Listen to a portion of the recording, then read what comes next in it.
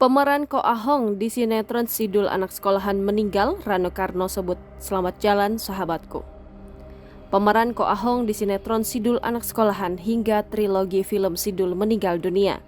Kabar Ko Ahong meninggal dunia disampaikan Rano Karno, pemeran Kasdullah yang juga sutradara dan penulis skenario sinetron Sidul Anak Sekolahan dan trilogi film Sidul. Rano Karno mengunggah kabar meninggal Ko Ahong melalui akun media sosialnya pada Selasa 13 Juni 2023. Selamat jalan sahabatku Ahong, tulis Rano Karno pada Selasa pagi. Walau kecil peranmu, sangat besar artinya, lanjut aktor gaek tersebut. Akun sinetron Sidul Anak Sekolahan juga mengabarkan berita duka itu. Ko Ahong mengembuskan napas terakhirnya saat Rano Karno sedang menggarap Sidul The Series 2. Ahong yang diperankan pria bernama asli Salman Al-Farizi itu dikisahkan dalam sinetron Sidul Anak Sekolahan sebagai pria keturunan Tionghoa.